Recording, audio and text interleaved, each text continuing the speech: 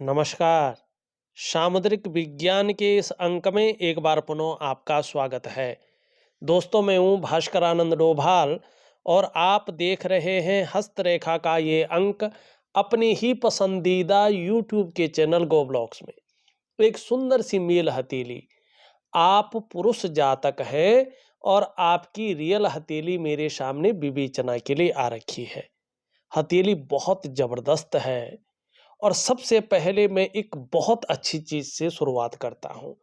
यहाँ पे अगर आप एक्यूरेट देखते हैं, थोड़ा समझने की कोशिश करें। आपकी जो हृदय रेखा है ये इस प्रकार से है। आपकी मस्तिष्क रेखा यहाँ पे इस प्रकार से दिखाई दे रही है और आपकी जो जीवन की रेखा है इस प्रकार से है। अब ये देखिएगा तो करियर और धन की रेखा इस प्रकार से है और यहाँ पे स्पष्ट देखें आप तो इस प्रकार से अगर देखते हैं तो एक एम की आकृति यहाँ पे स्पष्ट रूप से बन रही है। अंग्रेजी का जो एम है उसकी आकृति बन रही है। इसका स्पष्ट और सुंदर मतलब है कि जो आपके पंच तत्व हैं, जिन्हें पंच महाभूत कहते हैं, जिनसे आपका शरीर बना हुआ है, जो आपके शरीर के अष्टाचक्र हैं, जो आपके शरीर के नव द्वार हैं, जो आपके शरीर के पंच महाकोश हैं, पांच ज्ञान इंद्रियां और पांच कर्म इंद्रियां हैं। इनके अनुसार अगर हम देखें तो जो आपके आराध्य देव है वो भगवान शंकर है, देवादिदेव महादेव है और जो आपकी अधिष्ठात्री देवी है वो मां पार्वती है। जितनी ज्यादा जीवन में शरणागति जाएंगे उतनी ही जीवन में दिव्यता और भव्यता की प्राप्ति भी होगी, उसका अनुभव भी होगा और जीवन में आपका शिव और शक्ति तत्व जो आपके अंदर है ये आपकी वर्चस्व भी समाज में खूब बढ़ाएगा। लेकिन कितना परिणाम इसका मिलेगा ये इसके ऊपर डिपेंड करता है कि आप अपने जीवन में योग को किस प्रकार से जान पाते हैं और कितना समर्पण अपने आराध्य और अधिष्ठात्री देवी के ऊपर रखते हैं। देखिए, देवी का मतलब होता है कि प्रकृति आपको कितनी शक्ति प्रदान कर रही है, आपके अंदर लक्ष्मी तत्व कितना दे रहा है, आपके अंदर कॉन्फिडेंस का लेवल कितना दे रहा है और आपके अंदर जो आभा मंडल है वो कितना विकसित होने वाला है। देवता का मतलब होता है जो देता है, मानी आप अपने देवता को अपने अंदर की जो ईश्वरीय शक्ति आपको ब्रह्मांड ने दे रखी है वो देने के लिए दे रखी है। अब उसको आप जिस रूप में रखेंगे, कठिनाइयों में रखेंगे, संघर्ष में रखेंगे तो ये संघर्ष और कठिनाइयां देगा। अगर आप उसको एक पॉजिटिव स्थिति में रखेगी तो वो आपको जो है अंदरूनी खुशियां देंगे, उत्साह देंगे, ऊर्जा देंगे और जीवन को भव्य और दिव्य बनाएंगे। ठीक है ना? तो भगवान शिव आपके आराध्य देव हैं और मां पार्वती आपकी अधिष्ठात्री देवी है। अब दूसरी चीज देखिएगा, थोड़ा खराब भी है थोड़ा अच्छी भी है। यहाँ पे देखेंगे तो ये रेखा करियर और धन की रेखा एकाएक आपकी हृदय रेखा में अगर ध्यान से देखें ये इस प्रकार से इसमें रुक रही है, आगे नहीं बढ़ रही है। तो भावनाओं के वशीभूत होकर आप गलत निर्णय ले सकते हैं और उस गलत निर्णय के कारण अपनी डेवलपमेंट को, अपने प्रोग्रेस को बाधित कर सकते हैं और फिर उस डेवलपमेंट को पाना, उस प्रोग्रेस को पाना थोड़ा मुश्किल हो सकता है। तो एक ही चीज का आपको ध्यान रखना है कि आपको भावनाओं के वशीभूत होकर कोई गलत निर्णय नहीं लेना है, बड़ा सोचना है, समझना है, चीज़ों का एनालिसिस करना है। तो अगर आप उसके बाद कोई भी बड़ा कदम उठाएंगे तो आपके लिए शुभ होगा और जीवन में बेहतरीन स्थिति को लाएगा। दूसरी बात अगर हम यहाँ पे देखेंगे, जो ये एम की आकृति बन रखी है ये स्पष्ट बता रहा है कि जीवन में जो भाग्योदय की स्थिति है आपकी वो 35 के बाद दिखाई दे रही है। 35 वर्षों के बाद से जब आप 35वें वर्ष में प्रवेश करेंगे उसके बाद अपनी स्थिति को देखेंगे तो आर्थिक रूप से आप बहुत अच्छा निर्माण कर रहे हैं अपने जीवन में। 35 से लेके 55 के बीच में आर्थिक स्थिति आपकी बहुत ऊंचे स्थान पर रहेगी और आपके मनोरथ को ये पूरा करेगी, ये निश्चित है। बहुत बड़े आदमी आप बनने वाले हैं, ये यहाँ पे स्पष्ट दिखाई दे रहा है। ठीक है ना? अब यहाँ पे मस्तिष्क रेखा में अंत में दो भागों में है। आप केवल एक क्षेत्र से नहीं, कई क्षेत्रों से अर्थोपार्जन का प्रयास करेंगे और अर्थोपार्जन करेंगे। मल्टीपल प्रॉपर्टी का आपको लाभ होगा जीवन में, ये भी स्पष्ट दिखाई दे रहा है। दूसरी बात अगर देखेंगे, ध्यान से अगर आप देखें यहाँ पे, मैं इसको मिटा लेता हूं जरा। ये जो आपकी करियर और धन की रेखा निकल रही है ना, इस प्रकार से इस करियर और धन की रेखा से एक रेखा धीरे धीरे सूर्य की ओर जा रही है। ये बहुत बड़ी चीज है। ये रेखा भाग्य की रेखा से आरंभ हो रही है और भाग्य रेखा का प्रभाव क्या होता है जीवन में? आपके भाग्य का निर्माण करना, आपको भाग्योदय की स्थिति में पहुंचाना। मानी आपका जो करियर का मामला है, धन का मामला है, उसको स्टेबल करना, उसको ऊपर की ओर ले जाना है। और वहां से अगर सूर्य की रेखा आ जाए तो इस रेखा को क्या कहते हैं? इसको रेखा को कहते हैं कॉर्पोरेट रेखा। ठीक है ना? आपने बड़े बड़े बड़े उद्योग घराने सुने हैं ना, उनके मालिकों के हाथ में ये रेखा बनती है। और ये रेखा भाग्य रेखा की गुणों में वृद्धि करती है। इस भाग्य रेखा की शक्ति को दुगनी कर देती है।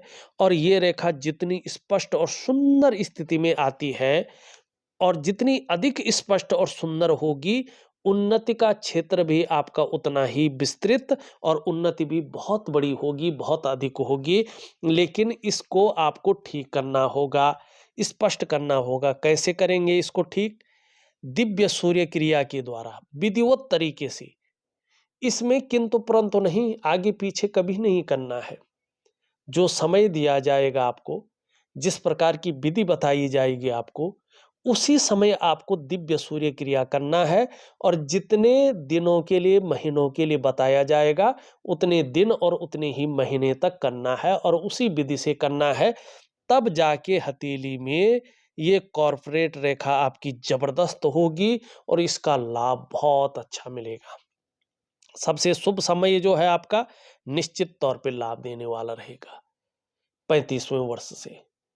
और करियर में आप ऊंचे पायदान को हासिल करेंगे, ये निश्चित तौर पे दिखाई दे रहा है। उसके बाद देखिएगा, यहां पे से भी कुछ रेखा निकल रही है। ठीक, ये रेखा आपको, आपकी जो लीडरशिप है ना, उसको बहुत ऊंचाइयों पे ले जाएगी। और कहीं ना कहीं हो सकता है विदेशों से भी आपके पास धन आए। उसके बाद देखें तो एक रेखा यहां से जा रही है और यहाँ पे अगर स्पष्ट देखें तो त्रिकोण बन रहा है, त्रिभुज बन रहा है। अब एक रेखा इधर से देखें ये जा रही है, एक रेखा इधर से ये जा रही है, तो दो त्रिभुज स्पष्ट बन रखे हैं। इसका मतलब है 35 के बाद आपको निश्चित तौर पे दो मन इच्छाओं की पूर्ति होगी। और ये त्रिकोण क्या होते हैं? ये व्यक्ति को बुद्धिमान बनाते हैं। ऐसा जो व्यक्ति होता है वो कला का पारखी और सिद्धहस्त होता है। सूर्य पर्वत पर ये निशान बनना व्यक्ति के धनी होने की सूचना देता है। संभव है, असंभव नहीं है। करोड़पतियों की सूची में आप अपना स्थान बना लेंगे। चाहे आप पैतृक रूप से निर्धन हैं या आर्थिक संपन्न नहीं हैं, तो भी आप आने वाले समय में अपनी प्रतिभा के बल पर अच्छा खासा धन और बहुत बड़ी प्रसिद्धि को कमाएंगे। ये निश्चित तौर पे यहाँ पे दिखाई दे रहा है। लेकिन इष्ट के प्रति भी समर्पण रहना होगा। अब दो कमियां बहुत बड़ी हैं आपके हथेली में। अगर ये कमियां पूरी नहीं होंगी तो जीवन में कुछ मिलने वाला नहीं है। लेकिन उससे पहले एक बहुत बड़ा राजयोग बन रहा है, उसकी ओर चलते हैं। आप इनकी अंगूठे पे देखें तो बहुत अच्छी लकीर है और यकीन मानिएगा 40 क्रॉस करते ही इनका प्रभाव जबरदस्त बढ़ेगा, किसी भी समय बन सकता है। ये बता रहे हैं कि 40 के बाद आपको अचानक जीवन में बड़ी तरक्की मिलने वाली है। ये अचानक जीवन में तरक्की को दिखा रहा है। धन है, प्रतिष्ठा है, मान सम्मान है, सभी चीजों में ये बढ़ोतरी को दिखा रहा है। आप अपने जीवन काल में आगे चलकर निर्धन नहीं होंगे, गरीब नहीं रहेंगे। और जब आप बहुत अच्छा धन कमाने बैठ जाएंगे, तरक्की बहुत अच्छी हासिल करने बैठ जाएंगे, तो आपके अंदर ईगो प्रॉब्लम भी आएगी। इससे आपको थोड़ा संभल कर चलना है। लेकिन आप धार्मिक भी बहुत ज्यादा होंगे, धर्म कर्म के कार्यों में बढ़ चढ़कर हिस्सा लेंगे, दान पुण्य से संबंधित चीजों में ये अच्छा दिखा रहा है। धन के लिए ये अंगूठा बहुत अच्छा है, व्यवसाय इत्यादि चीजों को दिखा रहा है। और व्यवसाय यदि आगे चलकर करते हैं तो विशेष प्रकार की सफलता भी आपको मिलेगी, ये दिखा रहा है। अब कमियां हैं दो बहुत बड़ी, उनकी ओर चलते हैं।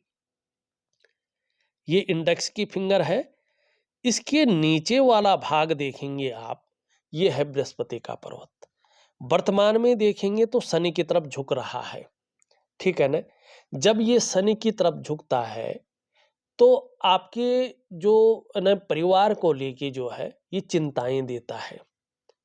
दाम्पत्य जीवन का जो चरम सुख का भोग है उसके बीच में भी परिस्थितियां खड़ी करता है, ठीक है ना। और 2.5 साल तक ये इसी रूप में बैठा हुआ है। साथ में देखेंगे तो शनि भी इस प्रकार से बेवजह की चिंताएं देता हुआ दिखाई दे रहा है, या कोई ना कोई ऐसी वजहें ये खड़ा कर सकता है जो थोड़ा तनाव की स्थिति दे, अवसाद की स्थिति दे, और कहीं ना कहीं आपका जो दिमाग है वो थोड़ा सा जो है बहुत ज्यादा सोचने बैठ जाए, इस प्रकार की स्थितियां दे रहा है। वहीं बृहस्पति यहां से देखेंगे तो 2.5 वर्षों तक आपकी हथेली में बहुत साधारण अवस्था में बैठे हुए हैं, और इस अवस्था में ये आपके अंदर साधारणता देते हुए दिख रहे हैं, सामान्य व्यक्तित्व देने की कोशिश कर रहे हैं। लेकिन नेचुरल गुणों के कारण हंसमुख स्वभाव जरूर रहेगा। आपके अंदर थोड़ा दयालुता भी रहेगी, दूसरों की मदद करने की भावना भी रहेगी, आर्थिक पक्ष को ये ठीक ठाक रखने की कोशिश भी करेगा। लेकिन यश की प्राप्ति के लिए, प्रसिद्धि की प्राप्ति के लिए मन में बहुत ज्यादा झुकाव बना लेगा। एक स्वतंत्रता और लीडरशिप की चाह रखने वाला व्यक्तित्व को उभार रहा है। लेकिन देखिएगा, बृहस्पति को कभी भी कमजोर नहीं होना चाहिए। बृहस्पति का कमजोर होना बताता है कि व्यक्ति के अंदर जो इष्ट कृपा है ना, वो बहुत कम है। ऐसे में कैश की दिक्कतें बढ़ती हैं, ठीक है ना, बरकत की कमी आनी बैठ जाती है।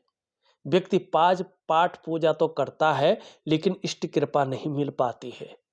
कभी कभी बुजुर्गों के साथ संबंध खराब होने बैठ जाते हैं, या बुजुर्गों की वजह से व्यक्ति को परेशानियां आनी शुरू हो जाती हैं, और ये अंदरूनी खुशियां को निकाल लेता है। ऐसे में जो व्यक्ति का मानसिक और शारीरिक स्वास्थ्य है उसमें भी समस्याएं आनी शुरू हो जाती हैं।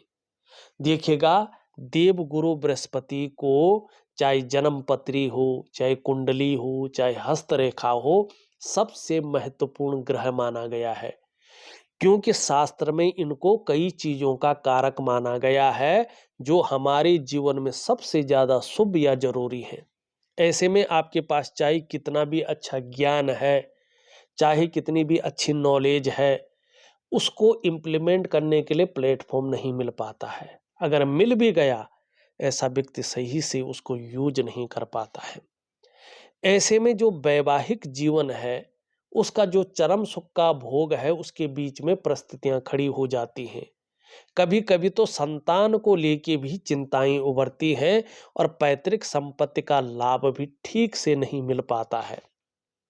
धन के मामले में पहले ही मैंने बता दिया है, बहुत ज्यादा उतार चढ़ाव, संघर्ष की स्थिति रहती है, बरकत की कमी रहती है, ठीक है ना। और सभी प्रकार के जो सुख हैं जो आपको चाहिए ही चाहिए, बृहस्पति के कमजोर होने से उन सुखों में काफी ज्यादा कमी आती है। और ऐसे में गुरु नहीं मिलता है, मानी ये गुरु है ना, मानी एक सही दिशा दिखाने वाला व्यक्ति नहीं मिलता है, और जीवन में कहीं ना कहीं बड़ा संघर्ष ऐसे लोगों को करना पड़ता है, कभी कभी तो ऐसे व्यक्ति अपने आप को अकेला महसूस करते हैं अगर गुरु इस प्रकार से हो जैसा इनका है। ठीक है ना। तो वर्तमान में 2.5 वर्षों तक गुरु आपका बिल्कुल साधारण अवस्था में है, क्रूर ग्रह की तरफ देख रहा है, दृष्टिगोचर कर रहा है, तो परिणाम थोड़ा आपका उतार चढ़ाव से युक्त है। चाहे स्वास्थ्य का मामला है, चाहे परिवार का मामला है, चाहे धन का मामला है, चाहे जो है आपका समाज का मामला है, या जिसको हम कहते हैं करियर का मामला है, सब पर ये प्रभाव देता हुआ दिखाई दे रहा है। और खासकर इससे संबंधित क्षेत्र, चाहे वो शिक्षा का क्षेत्र हो, चाहे इंजीनियरिंग का क्षेत्र हो, चिकित्सा का क्षेत्र हो, मैनेजमेंट का क्षेत्र हो, वाणिज्य का क्षेत्र हो, कानून का क्षेत्र हो, राजनीति का क्षेत्र हो, इसमें व्यक्ति बहुत ज्यादा मेहनत करता है लेकिन कुर्सी में बैठते बैठते रह जाता है और कहीं ना कहीं वो फ्रंट में नहीं आ पाता है। ठीक है ना। जबकि बेस उसी ने बना चुका होता है, लेकिन बृहस्पति खराब हो तो ये चीजें उभरती हैं और आपका बृहस्पति यहाँ पे खराब दिखाई दे रहा है। अब दूसरा, आप अगर अपनी हथेली को बारीकी से देखें तो इसमें जाल बना हुआ है रेखाओं से, और हथेली में रेखाओं से जाल बनना अच्छा नहीं माना जाता है। सबसे पहले इसका प्रभाव आपके मन पर, आपके मस्तिष्क पे पड़ता है। ये जीवन में कई बार बहुत ज्यादा उलझने बढ़ा लेता है, या कई बार लगता है पूरा जीवन ही उलझनों में चला गया है।